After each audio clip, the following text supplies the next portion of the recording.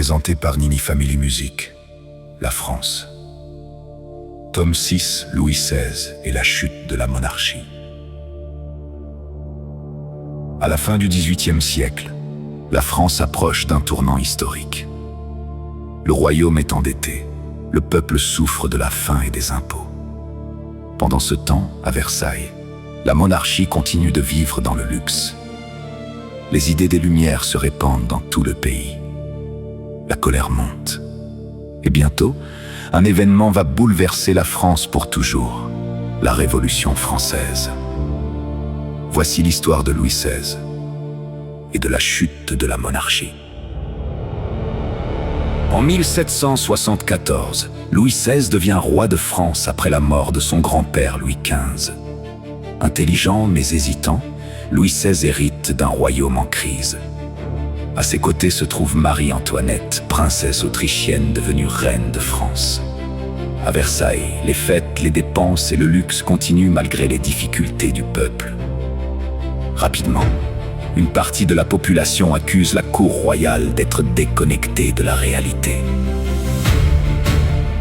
Les années passent et la situation devient de plus en plus grave. Les récoltes sont mauvaises, le prix du pain explose. Dans les campagnes comme dans les villes, beaucoup de familles ont faim. Pendant ce temps, la noblesse et le clergé gardent leurs privilèges et payent très peu d'impôts. La colère du peuple grandit chaque jour davantage. Face à cette crise, Louis XVI convoque les États généraux en 1789. Une réunion exceptionnelle réunissant les trois ordres du royaume, le clergé, la noblesse et le tiers-état, représentant le peuple. Mais très vite, les tensions éclatent. Le tiers-état refuse de continuer à subir les décisions des privilégiés. Ses représentants se proclament Assemblée nationale. Ils jurent de donner une nouvelle constitution à la France. Puis, le 14 juillet 1789, le peuple de Paris prend la Bastille. Cette ancienne prison royale devient le symbole de la fin de l'absolutisme. Dans tout le royaume, les révoltes se multiplient. Les privilèges féodaux sont abolis dans la nuit du 4 août 1789.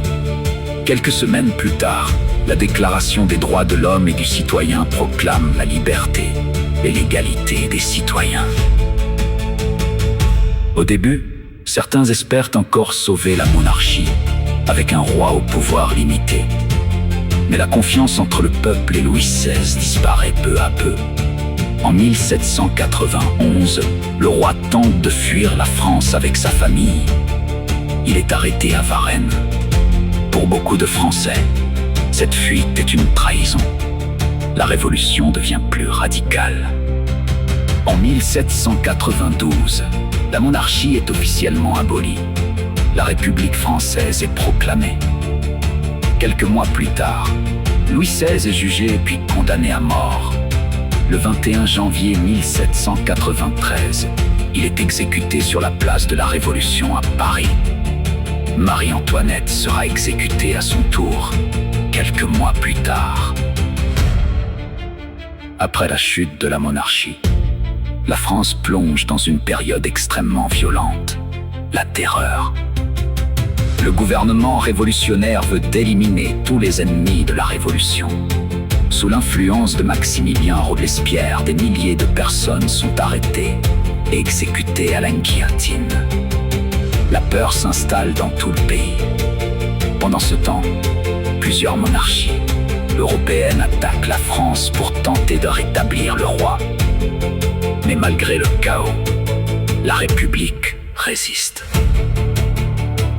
En quelques années seulement, la France a vécu l'un des plus grands bouleversements de son histoire. La monarchie absolue a disparu. Les privilèges ont été abolis. Et les idées de liberté et d'égalité se répandent désormais dans toute l'Europe. Mais la Révolution française est loin d'être terminée.